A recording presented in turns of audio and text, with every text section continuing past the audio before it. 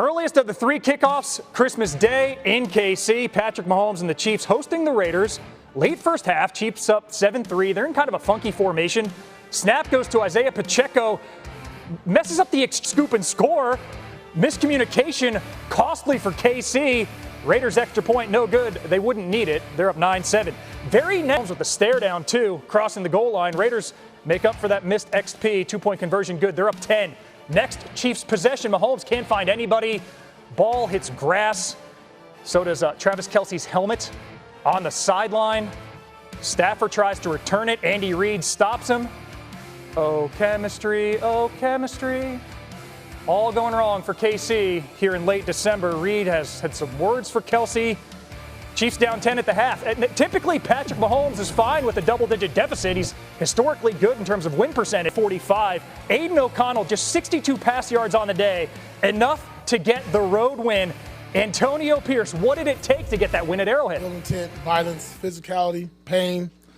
Enough is enough. I think that was displayed just right there. We knew it was going to be a gritty game. It wasn't going to be a high-scoring. We didn't want it to be a high-scoring game. They played a better game than what we did today, in particular our offense. We struggled. That's my responsibility to make sure I'm putting the guys in the right position to make plays.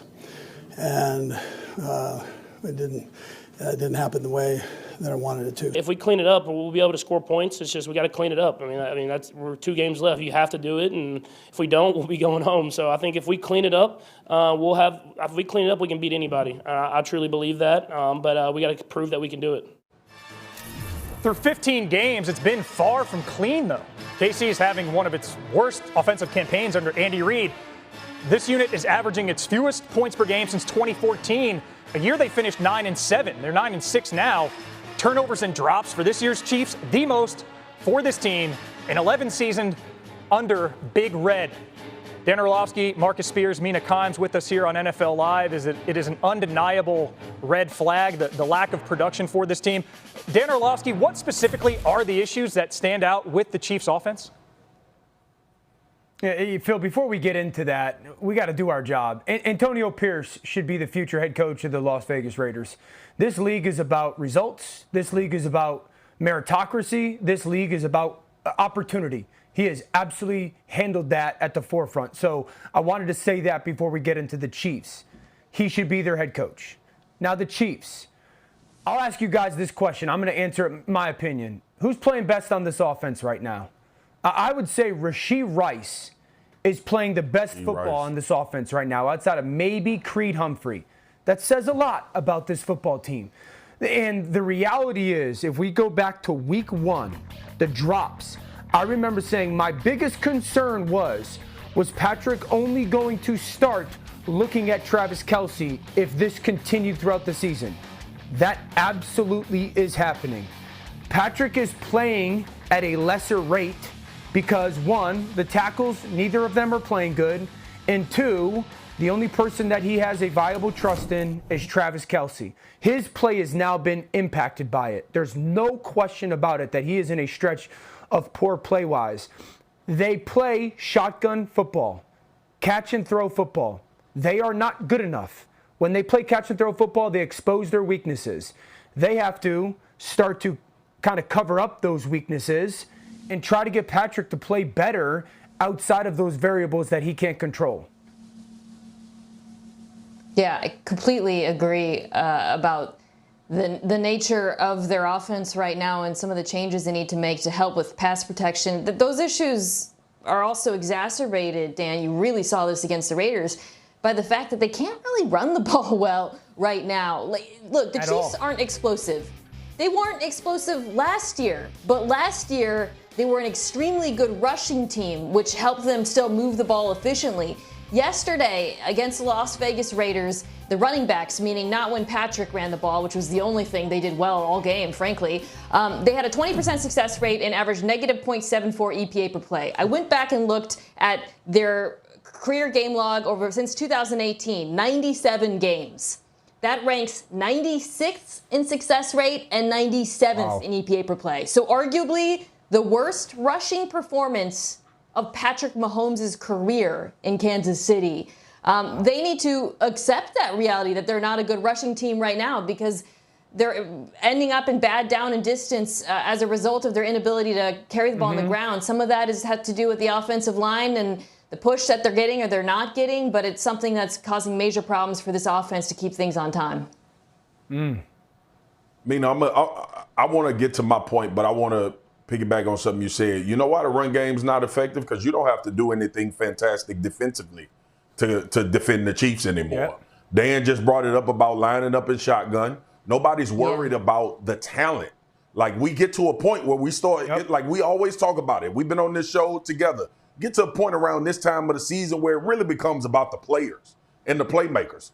Based on the game we watched last night between San Francisco and Baltimore, who on that offense? And I'm including Travis Kelce because he's not playing well right now. RC talked about he's not the same guy a few weeks ago, and it raised my eyebrows. But watching, there's not that fear anymore of Travis Kelce from defenses. We don't see bracketing. We don't see a lot of double teams. There's still a healthy amount of respect, don't get me wrong. But it's not the same type of energy that you had to put towards, we cannot let this dude wreck the football game against us anymore. I think defenses are a little bit more freer. Now, let me get to my point. Oh, no doubt. Patrick Mahomes has to be perfect, and that's not even good enough sometimes. But the interception, the fumble, when you try to get creative and create some kind of explosive play out of a different formation, as we saw with him and Pacheco, Andy Reid is reeling, Patrick Mahomes is reeling, because when they look at this offense, I don't believe, Dan, and we know Rashee Rice is on a uptick. We like him as a player. But I don't believe they look at this offense going into weeks and game planning and have a clear guy of who are we going to use to dominate a football game. And I think this is the first time we've had that with the Kansas City Chiefs. That's why it's so eye-opening. I want to get Dan Graziano back in here to piggyback on a point Dan Orlovsky made off the top. Pierce is the interim head coach in Vegas. Is there any word on the chances of him getting that interim tag removed, becoming the permanent head coach? Oh, yeah, Phil, I think he's got a real chance.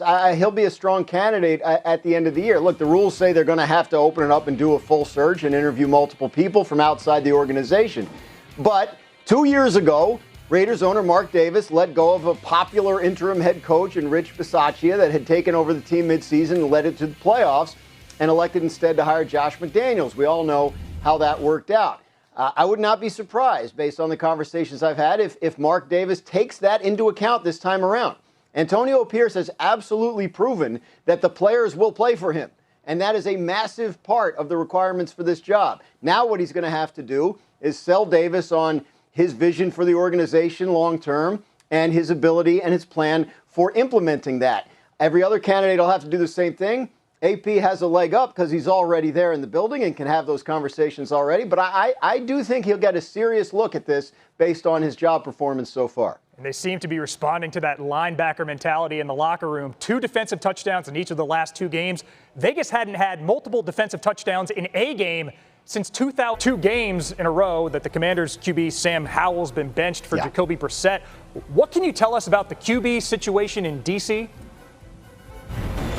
There is at least some discussion on who will start this weekend's game, and Ron Rivera not ready to announce that after after Sunday's game. A week earlier he stuck by Howell. This week he didn't. They're sorting through it. It is possible they would elect to start Jacoby Brissett for this week and possibly the remaining 2 games if they feel like Howell is overwhelmed at the moment. Doesn't mean they're giving up on Howell long term, but Brissett could get a start. They are not the only NFC East team in this situation, as the Giants benched Tommy DeVito for Tyrod Taylor in yesterday's game. And Brian Daboll, after the game, not ready to name a starter for Week 17. They are having discussions there over at the Meadowlands this afternoon and maybe into tomorrow, and they will have a decision on the quarterback likely tomorrow. It'll either be Tyrod Taylor or DeVito this week for the Giants. Dolphins wide receiver Jalen Waddle, who left the game this past weekend with a high ankle injury. That's how it was described by head coach Mike McDaniel. Obviously, that puts his status for this week's huge game against the Baltimore Ravens in doubt. We'll see if he's able to practice at all during the week, but Waddle in some jeopardy of missing this game. And then unfortunately for the Minnesota Vikings, their miserable injury year continues. TJ Hawkinson, their great tight end, head coach Kevin O'Connell announced today has torn ACL and MCL in his knee. He is obviously out for the remainder of this season. A really rough year there in Minnesota with injuries just continues. Yeah, for Hawkinson, 50 yards in each of the last 11 games.